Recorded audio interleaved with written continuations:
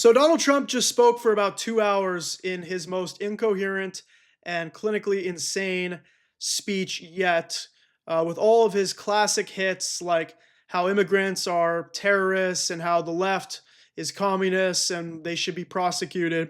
And now he's going to take questions from the handpicked members of the media that he calls the fake news, even though he controls everybody in the room. So let's listen to the questions that are asked to our dear leader, the Führer, Daddy Trump. Here we go. Hottest country in the world right now, and that's after 1 year. So let's go. Let's go. That's a lot of people. All right, please. Yeah, go ahead. Thank you so much, Mr. President. I have two questions for you. One, do you want your Board of Peace to replace the UN? Well, it might. I mean, the UN just hasn't been very helpful. I'm a big fan of the UN potential, but it has never lived up to its potential. The League of Nations is not a legit body. What do we need the League of Nations for? Now he's saying the UN is not a real thing. And by the way, Trump's Board of Peace for Gaza, we've talked about this. He's having people around the world pay $1 billion to sit on the Board of Peace for Gaza, the place where the United States has helped Israel conduct a genocide. Sounds very peaceful to me. And they want to have Benjamin Netanyahu, the war criminal of Israel, to be on the board. They want war criminal and dictator Vladimir Putin to be on the board, Viktor Orban of Hungary. So the Board of Peace is essentially going to be a bunch of war criminals that pay $1 billion to sit with Trump on the Board of Peace as they figure out how they want to complete the ethnic cleansing of the Palestinian people. And Trump is saying that will replace the UN. UN should have settled every one of the wars that I settled. I never went to them. I never even thought to go to them. They should be able to settle those wars. They don't. I believe you got to let the UN continue because the potential is so great. And another one, you invited Lula from Brazil to be part of the Board of Peace. I did. What role do you I did. expect him to play, especially A big role. I like him. Venezuela? Yeah, And I like another one, because Are you from Brazil? Yes. The EU and Mercosur just signed a trade agreement this weekend, which is going to be the biggest trade zone, free zone in the world. Right. At the moment, you are talking a lot about tariffs. What is your reaction to that? So, two questions, Lula. Well, and then look, I just think this. I think we have trade like we've never had before. We're doing better in trade than we ever have before. We're not being ripped off by every country in the world like we were before. We're doing numbers that nobody's ever. We're not being ripped off by every country in the world because every country is creating coalitions without us now. China is starting new trade deals with Canada. And honestly, more power to both of them. We have a lot of anti-China propaganda here in the US. I think it's BS. I've been to China, by the way. China designates their cities into different tiers. They have tier 1 cities, tier 2 cities, tier 3 cities based on how new the cities are, how much growth there is in that city. And their tier 3 cities, you know, the lower tier, are like bigger and more developed than many US cities now. They are booming in China. And why is that? Well, because China spends all of their money on their country. They have high-speed rail, ginormous skyscrapers, clean streets, safe streets, okay? And what do we have in the US? Billions of dollars go to ICE, billions and trillions of dollars go to war. You don't see China bombing countries in Africa, in the Middle East. They're not doing that. They're focusing on their country. I thought possible. We're the richest we ever were. It's because of tariffs and the proper use of tariffs. And we're also the most secure. As an example, Iceland, without tariffs, they wouldn't even be talking to us about it. So we'll see what happens. I think it's going to work out quite well. Yeah, right behind. Thank you, Mr. President. How would you characterize your relationship with Emmanuel Macron and Keir Starmer right now? And have you spoken to them since your Truth Social post last No, I night? haven't, but I think I get along very well with them. Mind you, by the way, Trump leaked private messages with the president of France last night at like 4 in the morning. This dementia ridden fuck face, Donald Trump, is just leaking text messages that he has with world leaders to create leverage about Greenland. So he's showing text messages with Macron, and the texts of Macron say, I don't understand what you're doing with Greenland. Why is Trump posting Macron's private messages where Macron is saying he doesn't understand what Trump is doing with Greenland? So Trump can say whatever he wants about his relationship with these other leaders. And these other leaders, they need to be pushing back more because they are just letting Trump walk all over them. I mean, they always treat me well. They get a little bit rough when they're, when I'm not around. But when I'm around, they treat me very nicely. And, I like both of them. They're both liberal. They've got to straighten out their countries. You can't, London is having a lot of problems. And if you look at Paris, got a lot of problems. They have two problems, immigration and energy. They got to stop with the windmills, and they got to go back like UK has an unbelievable asset called the North Sea. Norway uses it, makes a fortune. They have a better section of it, and they don't do it. They could straighten out their countries, and it would be good. But I get along very well with them. You told Norway's prime minister. Are you from Norway? No. You look like you would be from Norway. She looks like she's from Norway. Go ahead. You told Norway's prime minister that you not winning the Nobel Peace Prize made you feel less obligated to think purely of peace. Well, I lost a lot of respect for Norway. And I believe prize very affect- strongly that Norway controls the Nobel Prize. But you have to understand, I settled 8 wars. I've had everyone. He keeps saying he's settled 8 wars, except he's started new wars, and the 2 wars he campaigned on ending. The genocide in Gaza is ongoing. The ceasefire was bogus. It's a fake ceasefire because every day Palestinians are killed. Israel's talking about annexing the West Bank. They're talking about bombing Iran again. Trump is saying, we're ready to shoot, ready to bomb Iran. And then we're bombing Venezuela.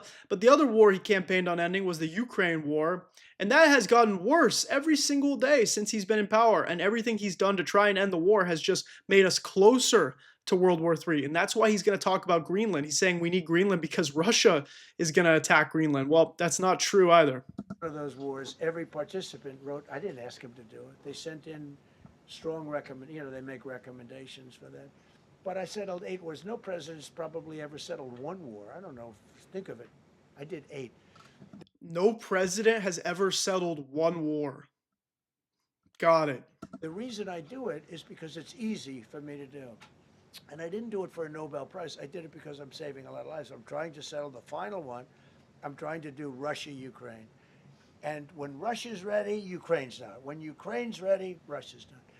But they're losing 25,000 people a month on average, and I'm trying to get that one done. But no, I feel that Norway has tremendous control over who gets the Nobel Prize, despite what they say. How far are you willing to go to acquire Greenland? You'll find out. Did everybody just hear that? That reporter just goes, how far are you willing to go to acquire Greenland? Trump goes, you'll find out. You'll find out. What does that mean? Taxes sent to bomb Greenland? Taxes sent to pay Greenland? Residents checks with our tax dollars? People in Greenland get free healthcare. It's provided by the Danish government. We don't get free healthcare, though. We don't get free healthcare. But our taxes will go to Greenland. And even if we acquire Greenland, you're still not going to have healthcare. It's not going to make your life any better. Worse, actually. Kevin Hassett has said that those $2,000 tariff rebate checks would be up to Congress to decide whether or not to disperse that. Do you agree with Kevin Hassett on that, or do you think you can do that unilaterally? No, I don't think we would have to go the Congress route, but we'll find out. The reason we're even talking about it. He's talking about the tariff checks. He's still trying to trick you into thinking you're going to get $2,000 tariff checks. I couldn't tell if that reporter was handpicked, like somebody trying to trick us, the audience, into thinking tariff checks are coming, or he's trying to corner Trump and say, hey, you talked about those tariff checks. What happened to that? But Trump is saying that you're going to get a $2,000 check in the mail for tariffs. But the funny thing is, it's just $2,000 of American money.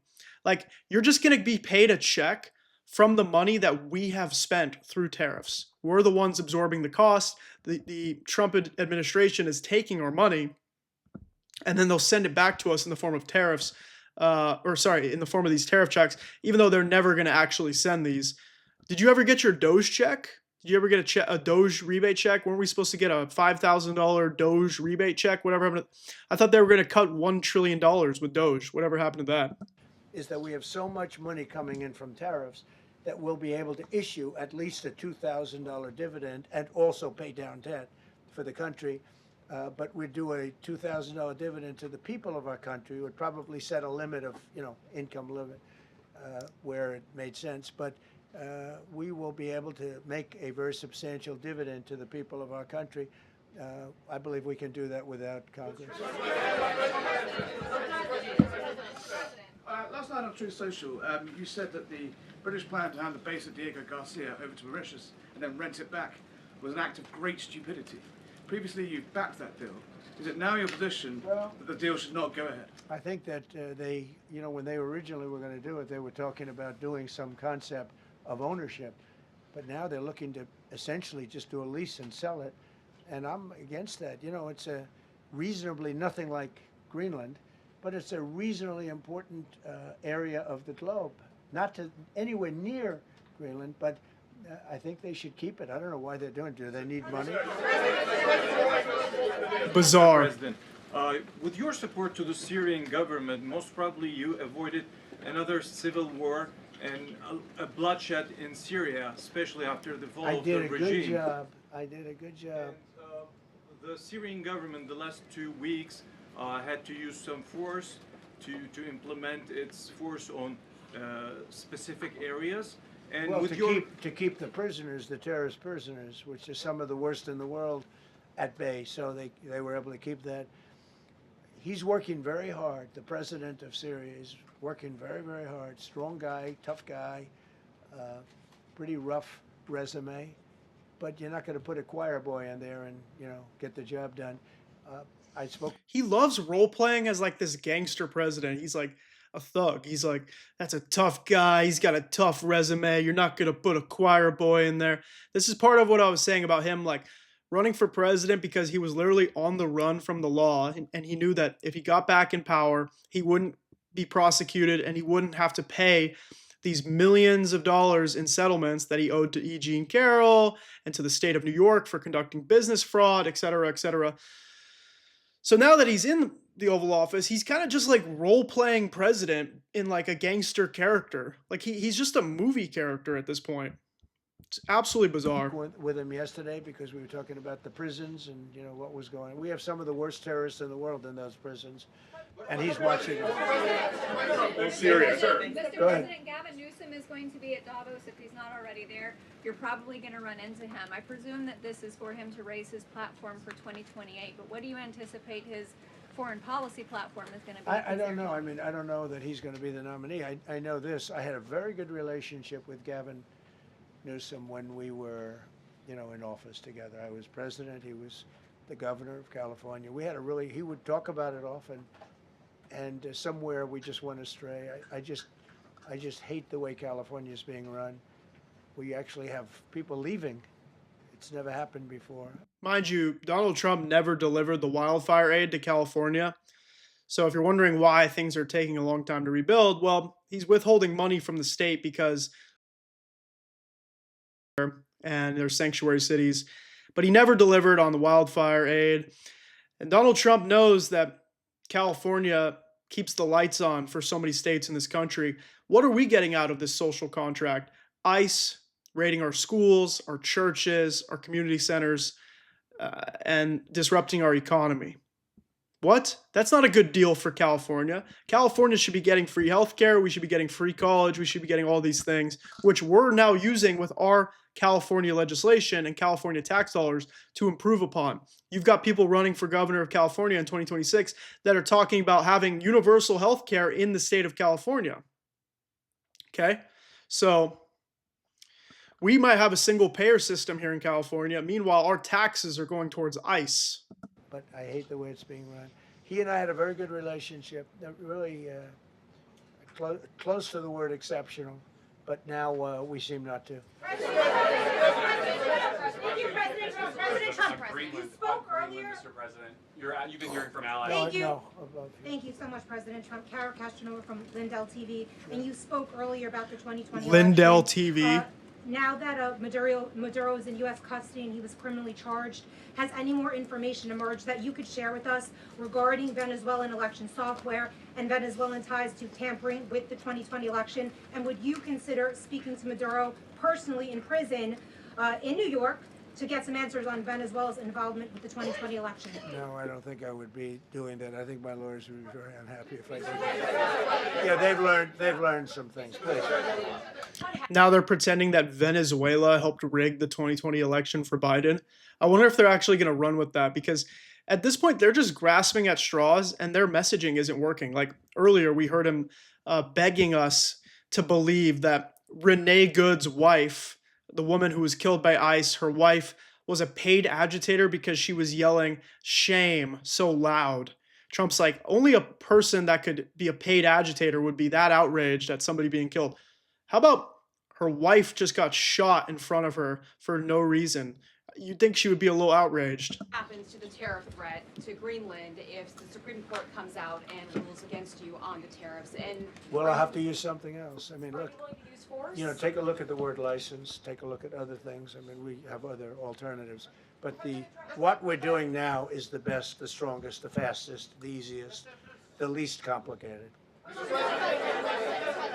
if you move ahead with the Greenland-related tariffs on Europe, you secured almost $1 trillion of commitments from them to invest in the United States. Does that go kaput out the window if that happens? I doubt it. Look, they need that agreement very badly with us. They really do. They fought very hard to. This is why our economy is in a total state of free fall, and why we might not even see the worst results of tariffs until this year, because he's switching tariffs like every week. He's like, we're going to have these tariffs, we're going to take away these tariffs. Nobody knows what's real, nobody knows what's fake. And then you've got all these potential deals that are taking place of people trying to appease Trump. And now he's saying he's going to potentially ruin the deals by having new tariffs. So we don't even know if there's actually investment happening in our country. We know that when a country like South Korea invests in our country, their entire car manufacturing plant gets raided in Georgia, and that's disrupting potentially hundreds of billions of dollars of investment. So it's a mess. It's a mess. And I would make sure you're saving money right now, because this country is in a very unstable situation. Get it. So I doubt that, but we'll see what happens. We have a lot of meetings scheduled on Greenland. I'm leaving tonight, as you know, for Davos, and we have a lot of meetings scheduled on Greenland. And I think things are going to work out pretty well, actually. And so Thank you, Mr. President. Could you still go to Paris for the G7 emergency meeting as offered by President Macron? No, I wouldn't do that.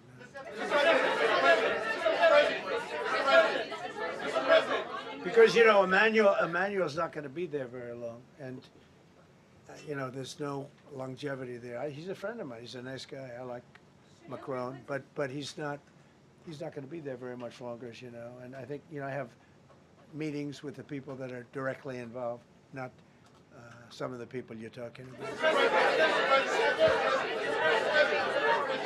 Thank you so much. Thank you so much, Mr. President. Happy You know, New I've Year. never seen this room like this. Is this a celebration of the first year? Yes. Have you ever seen it? I've never seen this many. I hope we have a very good.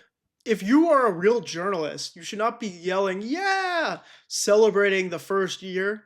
You're there to ask questions. You're there to get the truth. You're not there to come up with some fancy press for this fascist rogue entity masquerading as our government. I hope we have a very good structural floor. You know, this used to be a swimming pool. You're sitting over a swimming pool. I could see that happening. But we need a good structure here, don't we, huh? Yeah. Thank you so much, Mr. President. Happy 1 year anniversary. Thank you. And my question is on Syria. The Kurds, as the most loyal U.S. partners, facing attacks by some Syrian elements within the Syrian government. Will you do to ensure the Kurdish rights protected and their effective forces against terrorism in Rojava, Syria continue, as the Kurdish see you as a president does not abandon his allies? Well, I like the Kurds, but just so you understand, the Kurds were paid tremendous amounts of money, were given oil and other things, so they were doing it for themselves, more so than they were doing it for us. But we got along with the Kurds, and we are trying to protect the Kurds. That's correct. Ahead of your speech in Davos, can you give us a preview of what we can expect as far as laying out the plans for Americans to be able to buy homes? I think more than anything else, what I'm going to be speaking about is the tremendous success that we've had in 1 year. I didn't think we could do it this fast. Somebody tried to even give him a softball question, like, can you talk about how you're going to help us buy homes because you're doing so great? And he couldn't even respond to that. He's like, I think we're just going to talk about everything we've done so far that's been so great. Like, there's no housing plan. Has Trump ever said anything about how he's going to help you afford a home? Honestly, has he said anything about how he's going to help you afford healthcare? He's talking about doing reverse Obamacare because he hates Obama. So he's saying, let's send the money straight to the people instead, because that's totally not going to let health insurance companies just run rampant and jack up the prices as much as they want. But so be it. I mean, you could just give us free healthcare, like you're sending billions of dollars to Greenland, but why don't you just give us healthcare? Think of it, it's just now 12 months, and I say it often, we have the most successful country in the world. We have the hottest country anywhere in the world by far. And this country would have been absolutely stone cold dead. And I'm going to be talking about it. I'm going to be, because, a lot of them could use some of the advice as to what we did. They need energy. You take a look at their energy policy, they're going to destroy themselves with what they're doing with the windmills and all the nonsense. They need energy help badly, or they're going to be in big trouble, and they need immigration help badly. How much longer do you want to go? I do. He's got a call. I have a very important call with President Erdogan, who I like a lot. All right, one or two more questions. Go ahead. Thank you, Mr. President. During Go ahead, your second, please. Go ahead. One question about Red. Yes. Thank you, Mr. President. The red blouse. Go ahead. You talked a lot at the beginning of this about the economy. He goes for like women he finds attractive. He's like, the red blouse, go ahead. Positive economic indicators. Polling shows a majority of Americans don't feel the economy is doing well. Are you worried you're making the same mistake as President Biden? No, I hope I don't make the same mistake as him. Look, I inherited a terrible, it's a great question, because we inherited a terrible, terrible mess. Between the border, between all the problems, the whole country was falling apart. And in 12 months, less than 12 months, in 12 months we have the strongest border we've ever had. We have prices that are much, much lower than they were for the last time. We inherited very high prices. We inherited, remember this, inflation was at a historic high. We had never had inflation like that. They say 48 years, but whether it's 48 years or ever, we had the highest inflation, in my opinion, that we've ever had. In my opinion. Because of that, were very high. I inherited, we brought down eggs immediately. Remember the first news conference, they were screaming at me about eggs. I was in the position for 2 days, and we brought eggs down to lower than what they were before. And by the way, they continue that way. We brought the prices down from when I came into office and from what Biden had, way down. We're going to bring them down further. But the job we did is a miracle. One of the reasons I'm doing this today is to explain. We inherited a mess, and we've made it a beautiful, beautiful picture. Think of gasoline at $1.99 in many states. $1.99 a gallon. It was $4.50, $5. In some cases, $6 or $7. We're at $1.99. And energy is so big that with energy, everything else comes down. But the prices are coming way down. And we're going to bring them down further. But we started up here with these guys. Do you feel the prices coming down, people? I don't know. We inherited a country that was broken.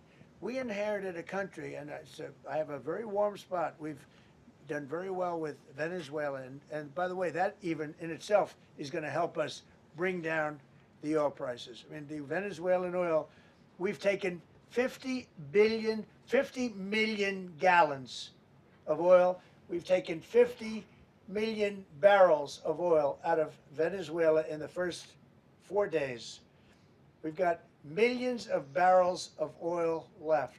We're selling it on the open market. We're bringing down oil prices incredibly. And when they come down, and they've already come down, again, $1 and 99 cents a gallon for oil. Nobody thought they'd ever see it. All right, one or two more. He just said one or two more.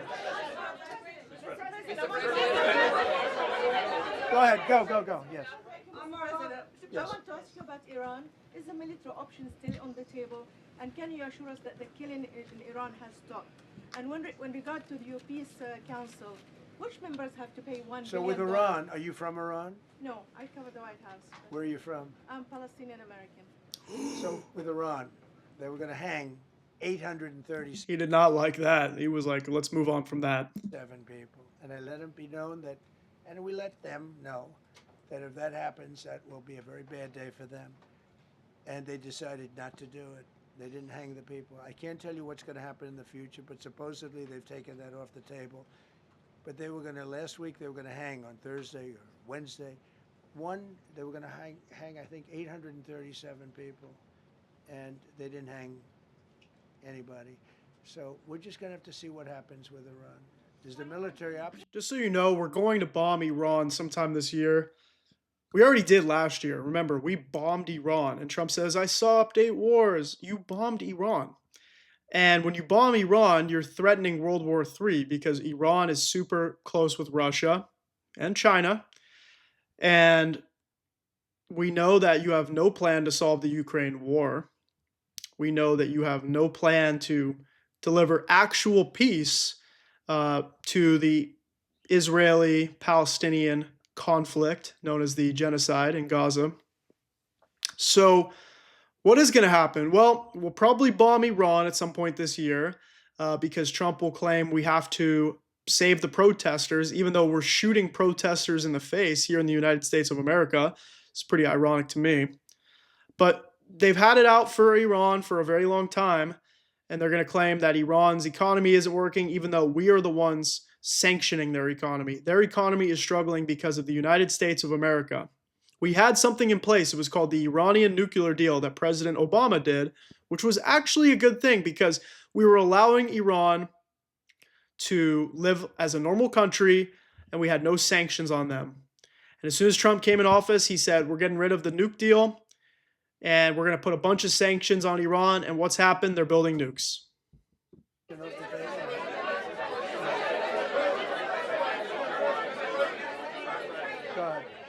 Go ahead. Thank you, Mr. President. Thank you, President Trump. Go ahead, please. Thank you, Mr. President. Go ahead, I'll take your question. Thank you, Thank you, Go Mr. ahead, right President. here. Thank you, Mr. President. You promised during your second inaugural to always put America first. I'm curious, how would you winning the Nobel Peace Prize improve the lives of average, everyday Americans? Why is this prize so important? It wouldn't improve the lives of any. What improved the lives of people are people that are living. I saved probably tens of millions of lives in the wars. You know, if you add up the numbers, just if you look at.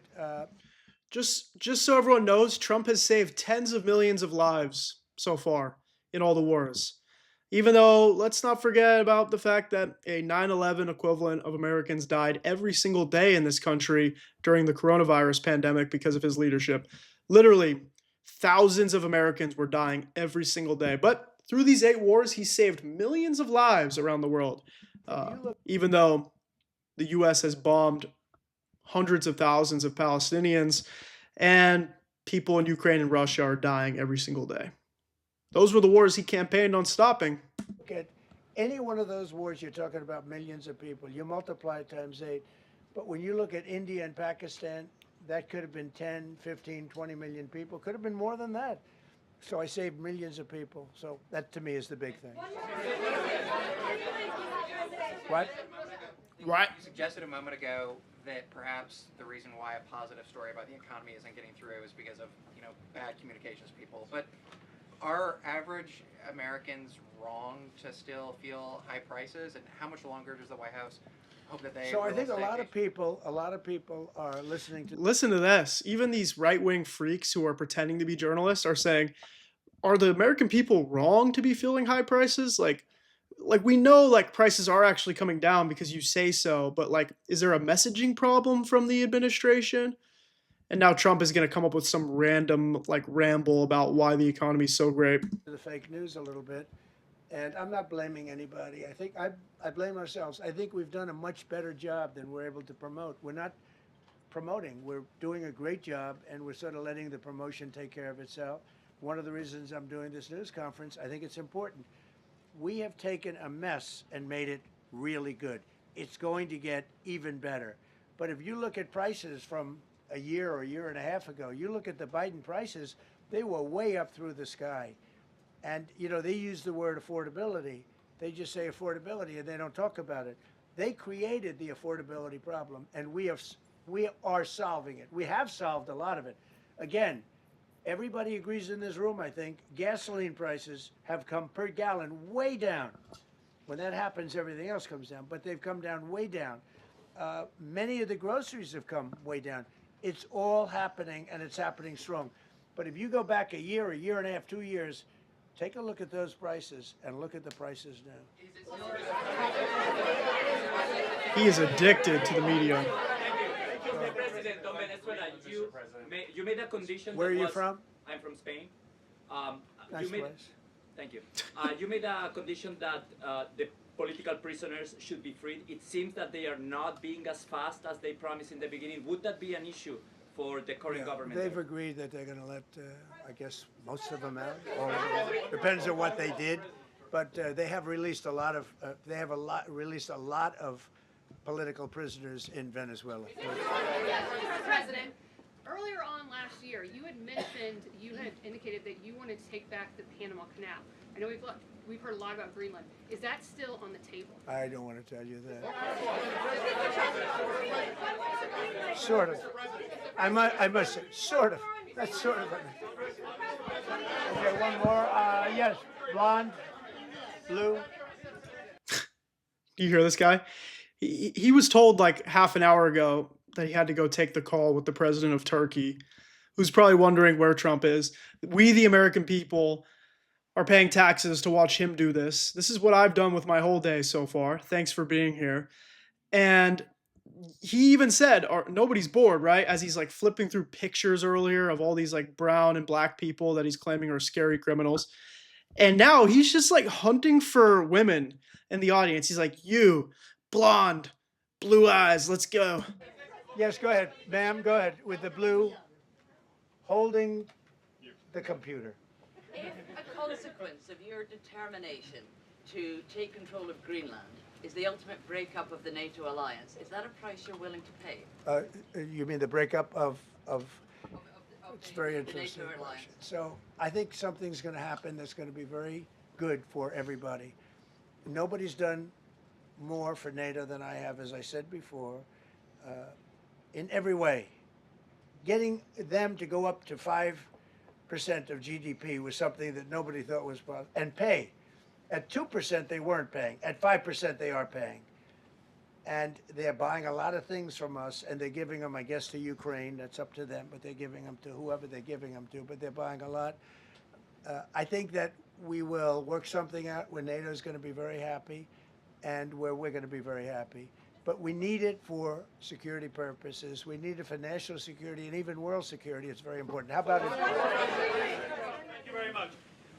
First of all, Can you last say year one more? you told me that you believe that the reason you won the election is because God put you in this place so that you could save the world. Looking back 1 year, do you feel like God is proud of the effort that you've put in? I do, actually. I think God is very proud of the job I've done. And that includes for religion. You know, we're protecting a lot of people that are being killed. Christians, and Jewish people, and lots of people are being protected by me that wouldn't be protected by another type of president. No, I think a lot of people are very proud of the job we've done. We've had an amazing year. This has been one of the greatest years. Even some people that wouldn't necessarily love me instinctively, they're saying this was an incredible year. We've had an incredible year economically. Look at our border. Our border was a disaster. People poured. It was an invasion into our country of a lot of very bad people. Good people too, but a lot of very bad people from prisons and drug dealers and gangs and horrible people, murderers, thousands and thousands of murderers allowed into our country. And we now have the strongest border of any country. There's probably not a country, I guess North Korea has a pretty strong border, by the way, but there's not a country in the world that has a border like we do. And we took it from the worst border. We had the worst border in the world. Now we have one of the strongest borders in the world. One more question.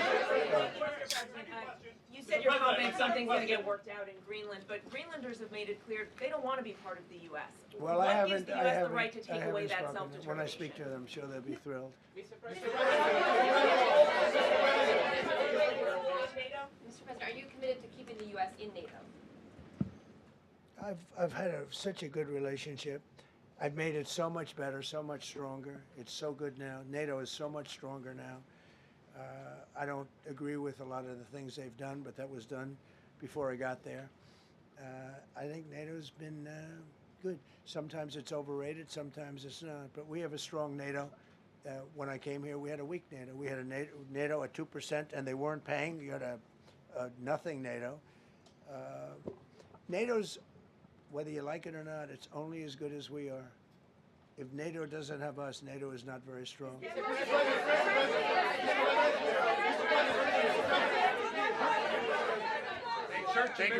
Yes, no, behind you, please. This quite literally could be like one of his last press conferences. This guy is on death's door. He is losing his mind. How many times has he said he was going to take one more question?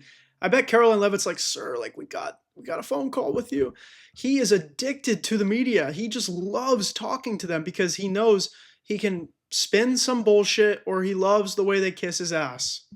Thank you, President Trump. Yes, go ahead. Greatly appreciated, sir. We heard a long list of accomplishments from the last year. Could you cherry pick the top 3? And then looking forward, what are your 3 most important priorities in 2026?